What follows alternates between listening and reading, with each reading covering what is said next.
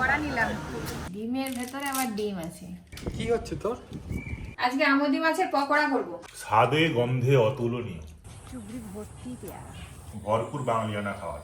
সুপ্রভাত বন্ধুরা, চাউলিয়া ভ্লগের একটা নতুন পর্বে সবাইকে স্বাগত। সকালবেলায় একটু পথ হাঁটতে এসেছি, এসে দেখছি মাঠে চাষবাস শুরু হয়ে গেছে। সবাই দেখছি নিজের নিজের কাজে ব্যস্ত। তলাবাড়ি ভাঙা হচ্ছে, রোয়া হচ্ছে, প্রচুর লোকজন মাঠে কাজ করছে। আজকের এই ভ্লগটা এখান থেকেই শুরু করছি। পুরো ভ্লগটা অবশ্যই দেখতে থাকুন।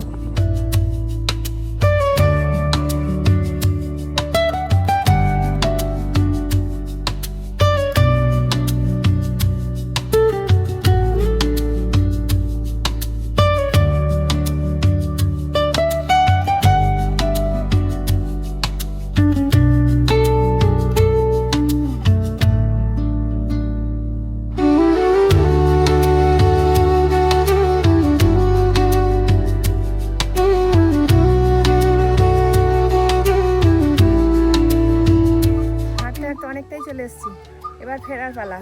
বাড়ির দিকে চলেছি। আপনারা কিন্তু আমাদের চ্যানেলটিকে সাবস্ক্রাইব করে আমাদের পাশে থাকবেন। চলুন এবার বাড়ি যাওয়া যাক। বলছি চিংড়ি দেখো, প্রত্যেকটা চিংড়ি ফ্রেশ। তোমাকে আরও বড় দেখে দিচ্ছি, ওই জন্য আমি বাঁচতেছি, বুঝেছো? তাহলে আর বাড়াবো না, 300 থাক। কেন দেখে নাও, 200 দিলেই তো হয়ে যেতে মনে হয়। 300 থাক না, মাছটা যে ভালো আছে, বুঝেছো? 300 40 টাকা ছাড়া দিন, 38 টাকা নিয়েছি। চলো বাবা দাও দাও।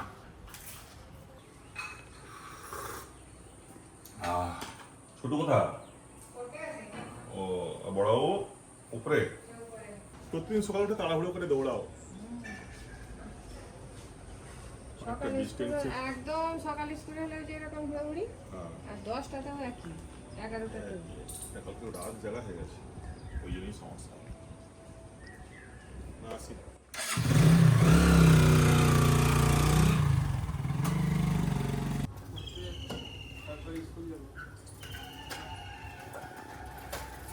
সকালবেলায় চিংড়ি মাছ নিয়েছিলাম, চিংড়ি মাছগুলো এবার নিয়ে এসেছি, বেছে নেব। এদিকে কাজকর্ম সব ছেড়ে নিয়েছি, টিফিনও করে নিয়েছি। আজকে টিফিনে পরোটা আর আলু ভাজা করেছি। দীর্ঘ খেয়ে নিয়েছে, আমারও খাওয়া হয়ে গেছে। এবার একটু মাছগুলো বেছে নিয়ে বাজারের দিকে বেরোবো। মাছগুলো কিন্তু বেশ ভালোই বড় বড়। এই যে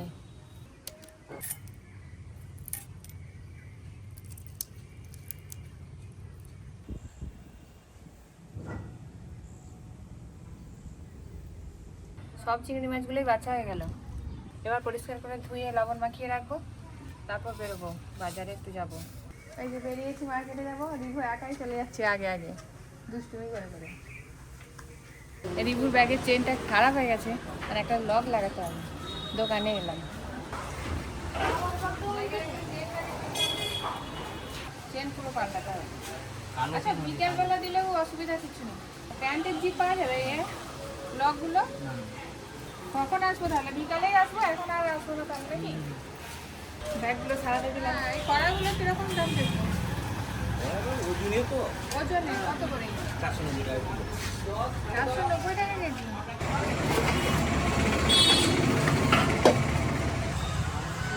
এটা কত নম্বর করা? ওটাও কি একই? 11। এটা 11। কড়া দেখছি, একটু বড় সাইজের কড়া লাগবে। যখন একটু বেশি মাংস টাংস হয় বা অন্য কিছু হয়, তখন আর জায়গা কুলায়। 938 টাকা। এটা 4 নম্বরটা 2 বাক্স। কত দেবো?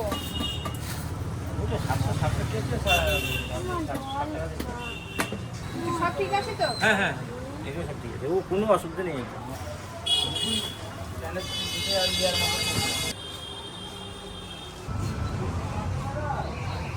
কড়া নিলাম, কড়াটা বেশি বড়, মোটামুটি ঘর সরে ব্যবহার করার জন্য।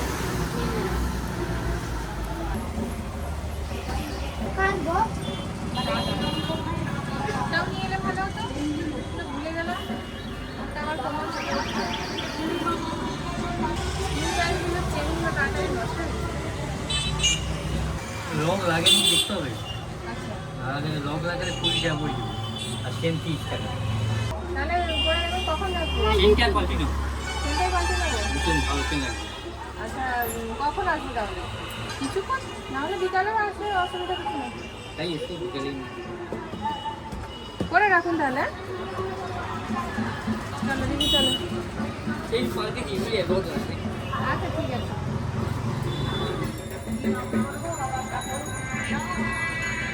এবার একটু মুদিখানা দোকানে এলাম, বাজার নিতে হবে।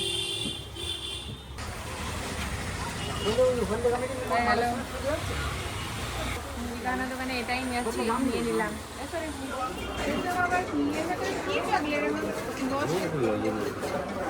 একটা নিয়ে নাও, কোনটা নেবে? আচ্ছা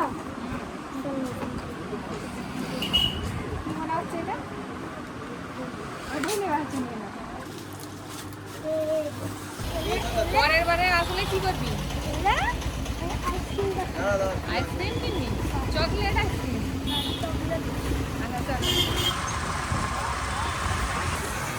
এগুলো বেল ফুলের বেলা কত করে?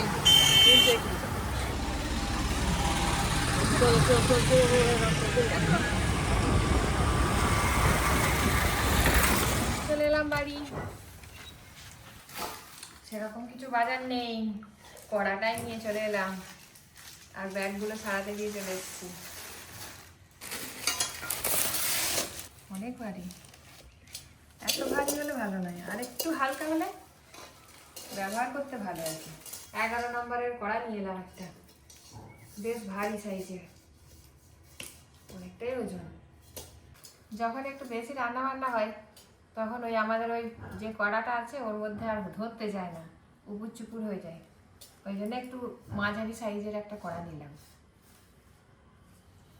অ্যালুমিনিয়ামের কড়া। চলো এবার রান্না বসাতে হবে। স্নান করে একটু পুজো করে নেবো। রান্নার জন্য কিছুই কিনিনি। হ্যাঁ, ডাইনোসরের বাচ্চা কি করে খুলবে রে? এই খুলে গেছে ডিম, ডাইনোসরের ডিম খুলে গেছে। ডিমের ভেতরে আবার ডিম আছে প্যাকেটের মধ্যে। বলতে পারে রে ভাই, খুলে যাচ্ছে ডিম। রিভারকে মেসি ড্রেস পরেই মার্কেটে চলে গেছে, সবাই বলছে মেসি। হ্যাঁ লেখা নেই, তাহলে এটা মেসির ড্রেস নয়, এটা মেসিরই ড্রেস, আর্জেন্টিনা।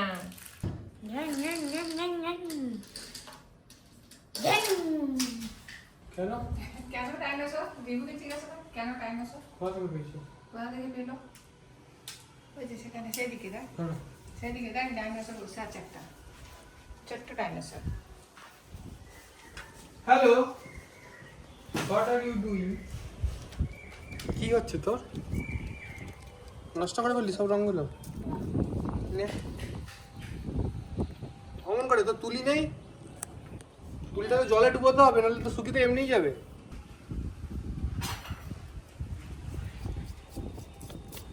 একটা কম একটা কেউ প্রসাদ খায়, বিভু প্রসাদ খাও।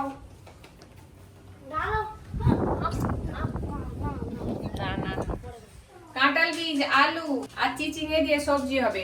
কাঁঠাল বীজগুলো বেশ লাল লাল করে ভাজা হয়ে গেছে, এবার চিচিঙে আর আলু দিয়ে দেবো। সব কিছুই তো বেশ ভাজা ভাজা হয়ে গেছে, এবার একটু গুঁড়ো মশলা দিয়ে দেবো। জিরে, হলুদ গুঁড়ো, লঙ্কা গুঁড়ো নিয়েছি, দিয়ে দেবো। এবারে জল দিয়ে দেবো, চাপা দিয়ে সেদ্ধ হতে দেবো। এদিকে তো চিচিঙে আলু আর কাঁঠাল বীজের সবজি হচ্ছে, আর এদিকে আমি সকালবেলা যে চিংড়ি মাছগুলো নিয়েছিলাম, চিংড়ি মাছগুলো ভালো করে বেছে লবণ মাখিয়ে রেখেছি। চিংড়ি মাছগুলোর আজকে গন্ধরাজ চিংড়ি করব, তার জন্য কিছু মশলা বেটে নেব। এখানে আদা, রসুন, টমেটো, পেঁয়াজ নিয়েছি, বেটে নেব। সব কিছু ভালো করে পেস্ট করে নিয়ে চলে এসেছি। এবার একটু সরিষা বাটা দিয়ে দেবো। কাঁঠাল বীজ, চিচিঙে আলু সবজি রেডি, এবার নামিয়ে নেব। গন্ধরাজ চিংড়ির জন্য চিংড়ি মাছগুলোকে একটু ভেজে নেব।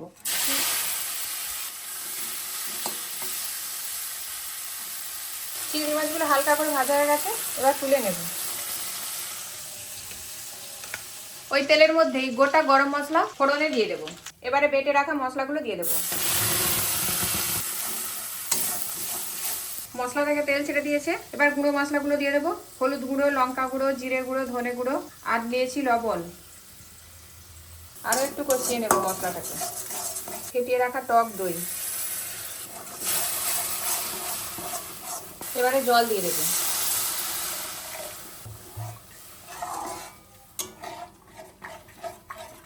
গ্রেভিটা একদম টকবক করে ফুটে উঠেছে, দিয়ে দেবো ভেজে রাখা চিংড়ি মাছ। গন্ধরাজ লেবু তুলবো, গাছের কাছে চলে এলাম। এই যে একটু রং এসে গেছে, এটাই তুলে নেব। আর একটা ছেলে তুমি চলেই যাচ্ছে। এবার কল তুলে জল নষ্ট করা হবে। শেষে একটু গরম মশলার গুঁড়ো আর দেবো গন্ধরাজ লেবুর এই খোসাটা গ্রেট করে, শুধু সবুজ অংশটাই দেবো। এইভাবে সবুজ অংশটা দিলে খুব সুন্দর গন্ধ আসবে, গন্ধরাজ লেবুর গন্ধ।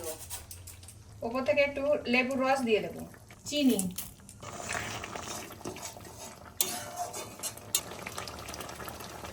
গন্ধরাজ চিংড়ি একদম রেডি হয়ে গেল। এবার নামিয়ে নেব।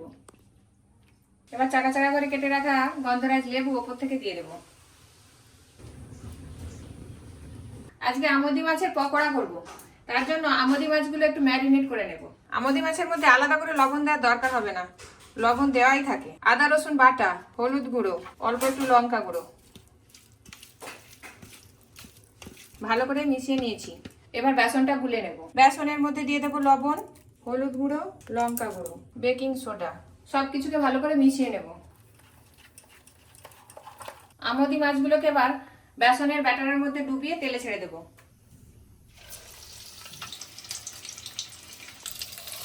পকোড়াগুলো বেশ একটু কালার চলে এসছে, এবার তুলে নেব। বাকি মাছগুলোকে একইভাবে ভেজে নেব। ঢোকার সঙ্গে সঙ্গে কি আনছো? কি আনছো? পকোড়া, আজকে এত বেশি করছো না? কিসের পকোড়া? কাঁচা লঙ্কা? পেঁয়াজ, চিংড়ি মাছের। চিংড়ি মাছ নাকি? খেয়ে দেখে বলো। তপসে মাছ, তপসে সবসে মাছের পকোড়া। এই যে কি বেশ বলে পকোড়া, কি বেশ বলে এটাকে কি মাছ যেন ভুলে গেছি আমি। পেঁয়াজ, সস দে, সস, সব থেকে বেটার হয়েছে আমার ঝিঙে দিয়ে, চিচিঙে। ও চিচিঙে দিয়ে এই কাঁঠাল বীজের তরকারি। উফ, মন ভুলে যাবে। ওই তো দাদা নিয়ে এসছে। তুমি যে মুড়িটা দিলে না, এই টিফিনে শুধু বলে খাওয়ার সময় বেরিয়ে লঞ্চে খেয়েছি এটা চপ দিয়ে, ও বাস, পেটটা ভর্তি হয়ে আছে, কম খাবো। আচ্ছা। কিন্তু এত সুন্দর রান্না করছিলাম, আমি মুড়িটাও খেতাম নি, খালি পেটেও চলে আসতাম খিদি পেলেও। ওইটা কি আবার মাছ পাই না, তুলে না পুরো। আমদি ফ্রাই, পুরোটাই মাছ। এটা আমদি মাছ নাকি? কত রকমের মাছ কিনছো?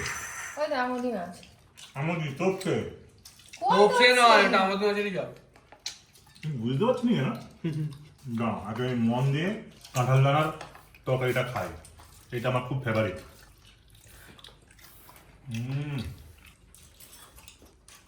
এই যে ভাতটা মেখে ভাত দিয়ে খাও, আমি কিন্তু ওই জন্য করে দিইনি যে শুধু মুখে খাবে বলে। এবার গন্ধরাজ চিংড়ি, কষ্ট না হইতো। এটা কি মাছ যেন বললে যেন? আমদি মাছের? সবই আমোদি মাছ। আমি তোপসে বলে ভাবছিলাম, পুরো তোপসের মতো লাগবে। এবার গন্ধরাজ চিংড়ি, ওহ, লেবুটাকে মাখিয়ে রেখেছো না, সুন্দর করে কেটেছে। মারবো কি কাটবো, কেটেছি। হ্যাঁ, ও হো হো, এগুলো কি জ্যান্ত চিংড়ি এসেছিল? জ্যান্ত চিংড়ি, না গুড়ে? বাজারে যে চিংড়ি পাওয়া যায় বড় বড় একটু। আচ্ছা আচ্ছা। স্বাদে গন্ধে অতুলনীয়। কি দুঃখ লাগছে আমার, কিন্তু ফোনে বলবে আমি এইসব করছি, খিদে পেলেও মুড়িটা আর খেতাম, মুড়ি ফেলে আসতাম। কি লোভ হচ্ছে আমার, আর পেটে ঢুকছে না। থাক পরে খাবে তবে। দেখো, ভাতের সঙ্গে ভাত খাওয়ার সঙ্গে এইসব খাওয়ার মজা, আর পরে একটু আলাদা করে খাওয়ার মজা আর একই জিনিস হলো।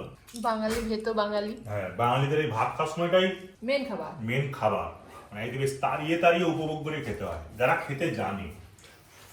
সবাই খেতে যায় না, অনেকে খেতেই জানে। যেমন আমি করতে আসছি।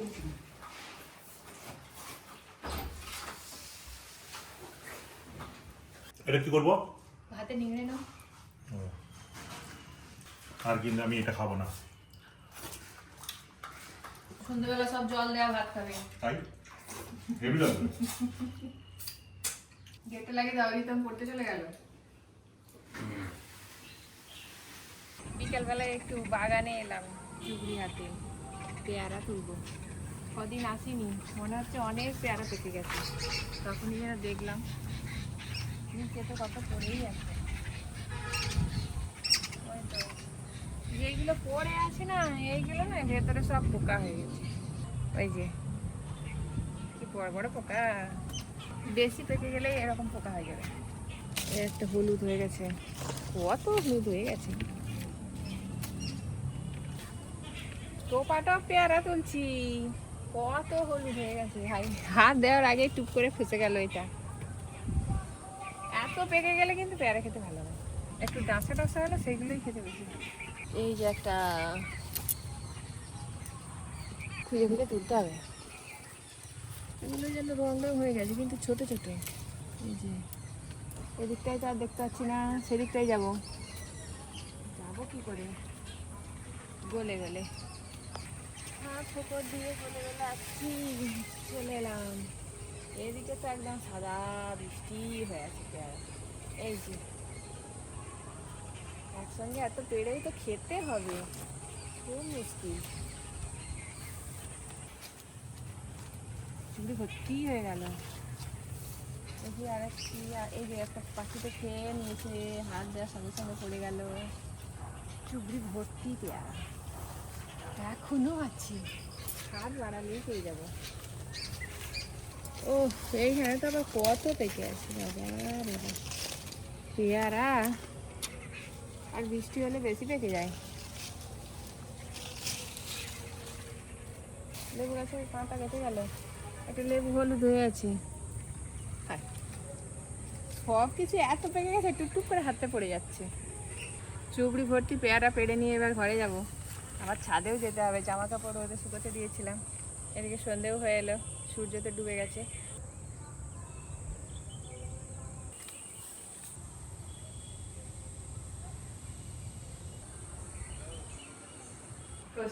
দেখো কি পেয়ারা আনলাম, দেখো। এত গাছ তো ফাঁকা হয়ে গেল কেন? না এখনো আছে? এখনো আছে কিন্তু এরকম করে বেশি বেশি পেকে যাচ্ছে, আর দেখবে শেষের দিকে ফাঁকা হয়ে যাবে গাছ, তখন আর পাওয়া যাবে না। বলো সে হোক, কিন্তু আজকে তো অনেক বেড়েছে। পেকে গেছে তো বেশিরভাগ এরকম হলুদ হয়ে গেলে খেতে তো ভালো না, নয়। ওইটা ভালো লাগে না। তবে না, পেয়ারা কাটলাম, সব কিছু দেওয়া আছে। চাট মশলা, বিট লবণ, দেখা মনে হয় ডাঁসা পেয়ারা। হ্যাঁ দেখে দেখে খুঁজে খুঁজে দিলাম। বৃষ্টি এসে গেছে বলো। তখন খুব বৃষ্টি হচ্ছিল না, কিচ্ছু লাগছিল না পেয়ারাগুলো। চা খাও, চা খাও।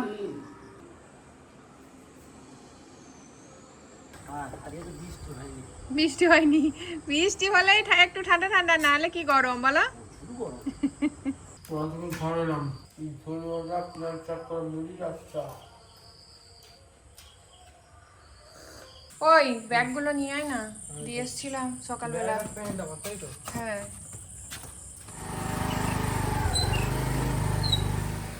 সব হয়ে গেছে।